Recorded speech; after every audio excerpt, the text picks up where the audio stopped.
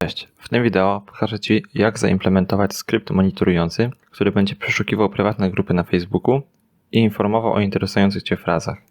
Jednym słowem zaimplementujemy monitoring internetu. Monitoring internetu umożliwia wychwycenie wszelkich informacji o przedsiębiorstwie, które pojawiają się zarówno w mediach społecznościowych, jak i w innych miejscach w sieci.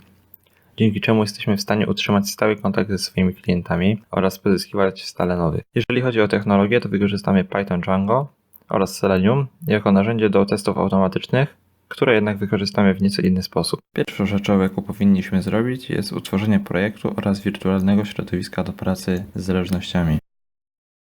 Przechodzimy do aktywacji naszego wirtualnego środowiska, a następnie za pomocą komendy pip instalujemy zależność Selenium.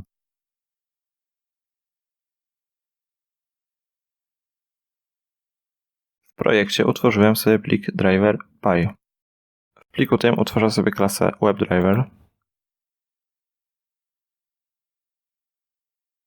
która posiadała będzie metodę createDriver z parametrem headless ustawionym domyślnie na true.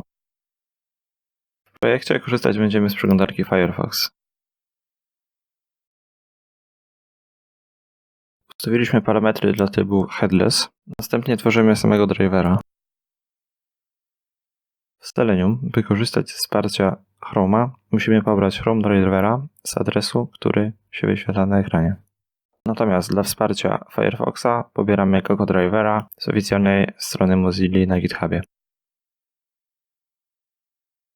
Swojego Gecko drivera umieściłem w folderze Assets, którego ścieżkę pobrałem w następujący sposób.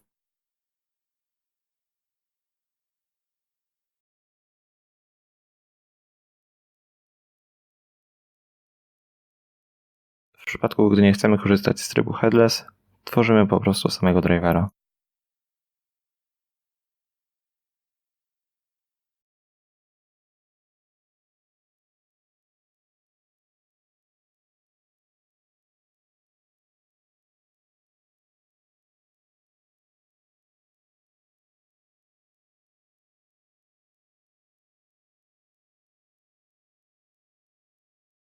Przydatna będzie także metoda close do zamknięcia przeglądarki po zakończonej pracy. Jednakże wcześniej utworzymy metodę init.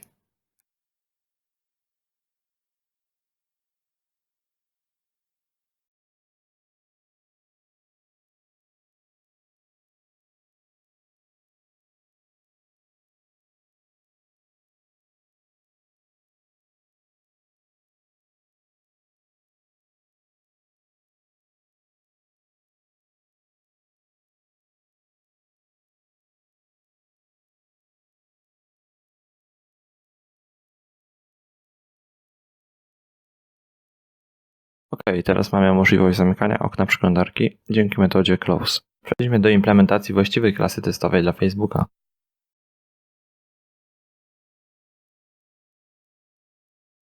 Utwórzmy sobie klasę Facebook, która dziedziczy po naszej klasie WebDriver. Następnie określmy metodę init. Do metody init dodajmy jeszcze dwa atrybuty.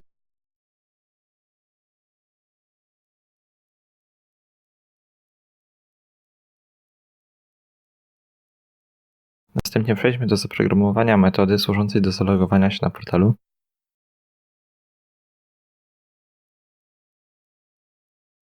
Przed zalogowaniem sprawdźmy jeszcze, czy wszystko, co do tej pory wykonaliśmy, działa poprawnie. W tym celu wywołajmy żądanie otwarcia przez przeglądarkę strony głównej Facebooka.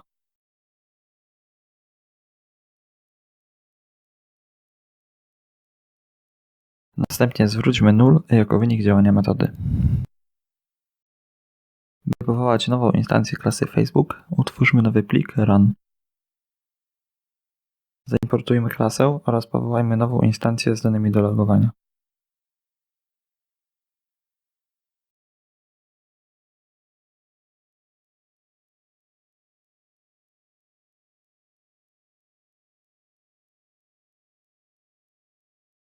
A następnie wywołajmy metodę login.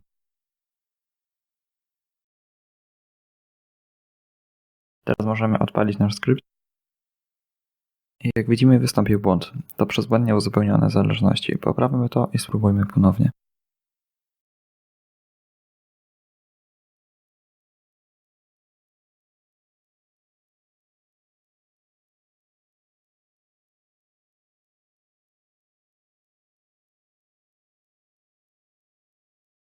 Oczywiście przed tym musimy jeszcze ustawić parametr headless mode na false.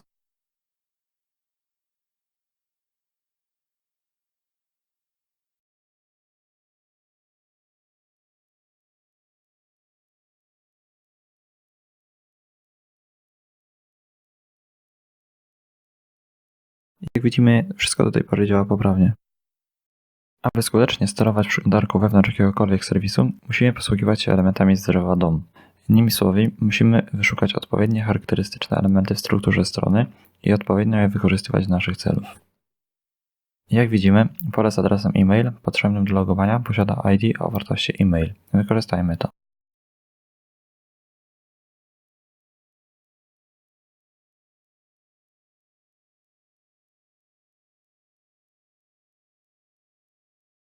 W tym celu wykorzystamy udostępnioną przez Selenium metodę findElementById, gdzie jako parametr podajemy ID elementu drzewa DOM.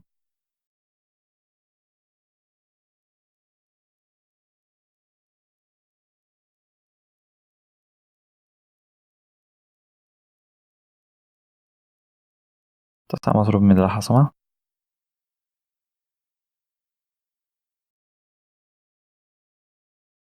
I teraz musimy sprawdzić, jakie ID posiada nasz baton login.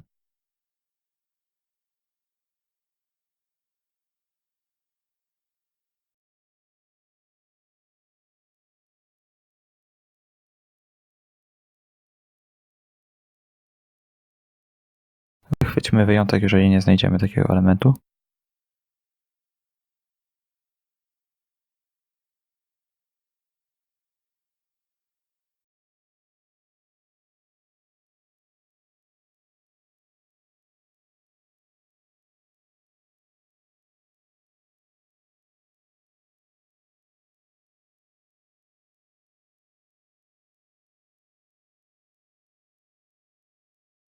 Jeżeli taki wyjątek wystąpi, spróbujmy znaleźć nasz baton dzięki metodzie findElementByXpath, gdzie będziemy nawigować po atrybucie name element lub button.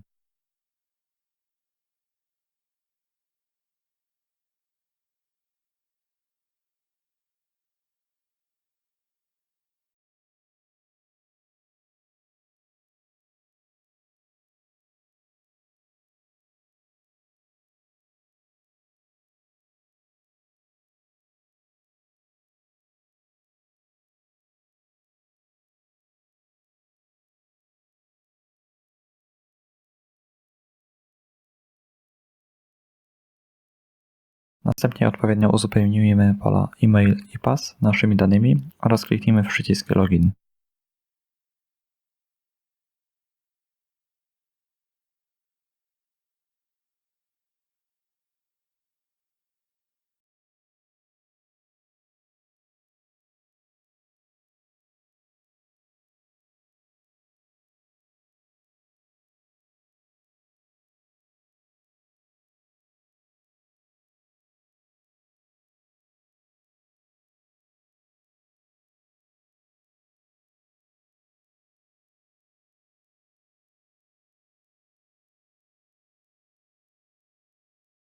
Ok, warto jeszcze zauważyć, iż obecnie za każdym razem przy wywołaniu metody login będziemy zmuszeni do faktycznego zalogowania się w serwisie.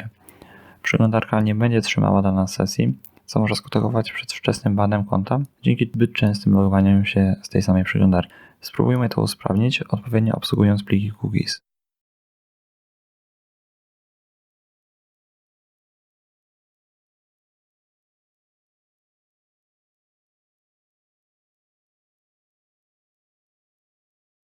Po otwarciu naszej strony głównej Facebooka spróbujmy otworzyć zapisane przez nas wcześniej pliki cookies.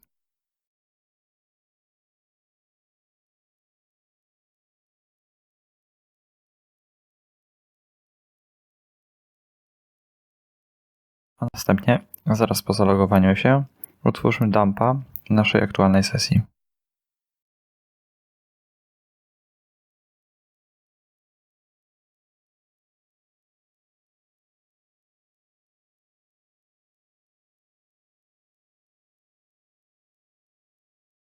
Sprawdzimy, jak to działa.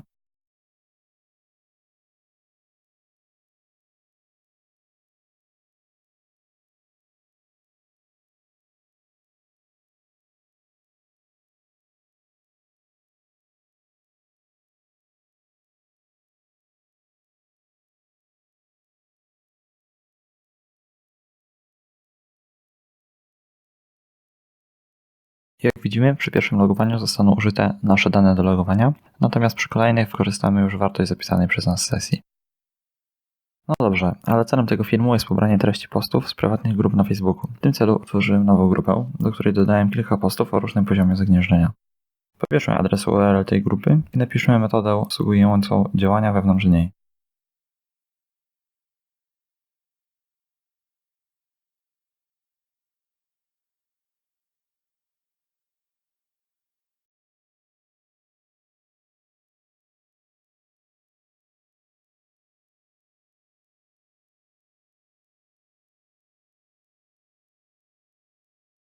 Nasza metoda przyjmie parametr URL,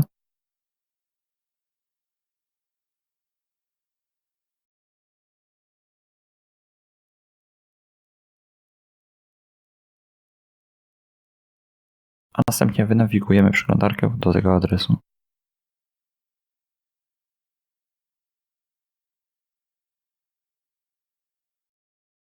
W naszym pliku run wywołajmy jeszcze metodę z pobranym przez nas linkiem i sprawdzimy, jak to działa.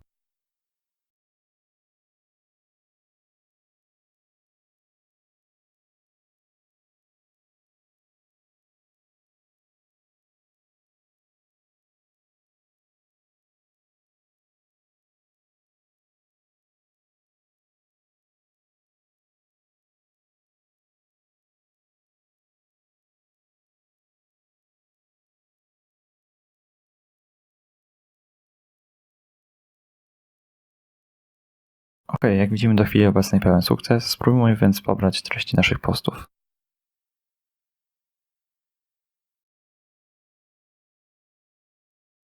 Wykorzystamy metodę findElement by XPath.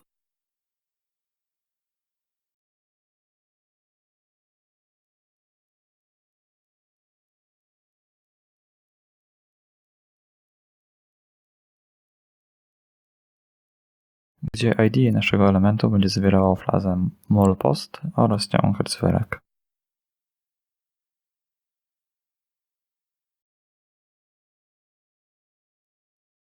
Aby to uchwycić, wykorzystamy metodę contains.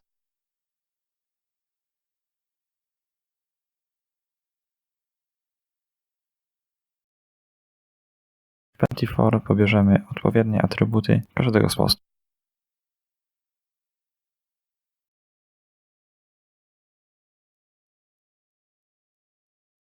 Sprawdzimy, jak to działa na przykładzie ID.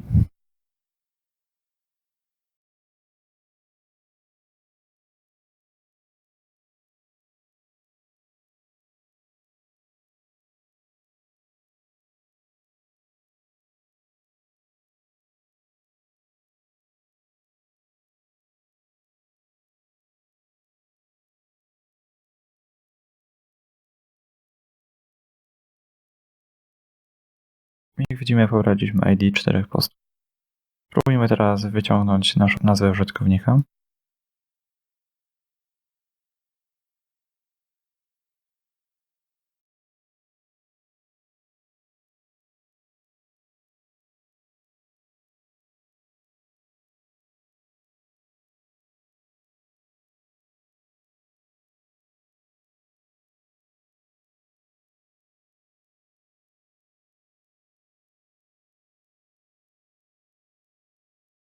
Oraz kolejne pozostałe atrybuty.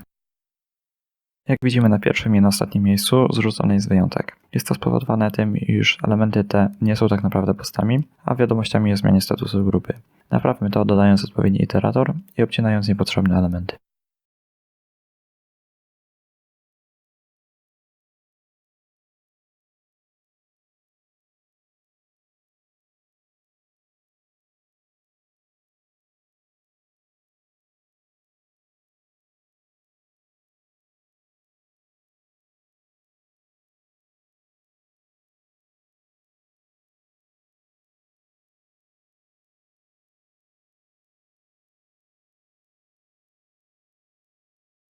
Wszystkie pobrane posty warto dodać do tablicy.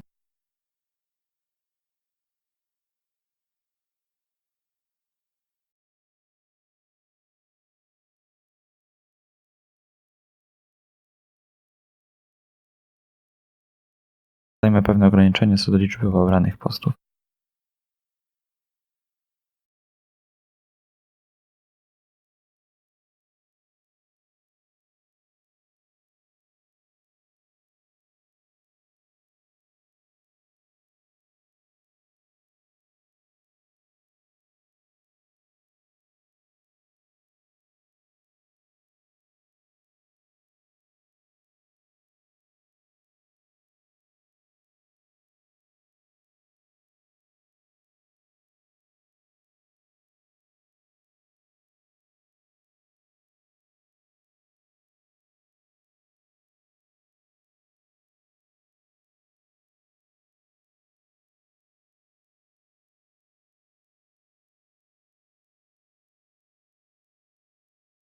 Jak widzimy, wszystkie dane zostały pobrane w sposób poprawny.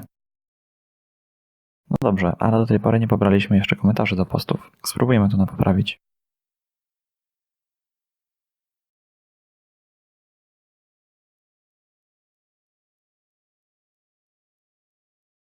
Jak widzimy, działa. Teraz pozostało nam tylko zamknąć przeglądarkę po wykonanej pracy wcześniej napisaną metodą cloud.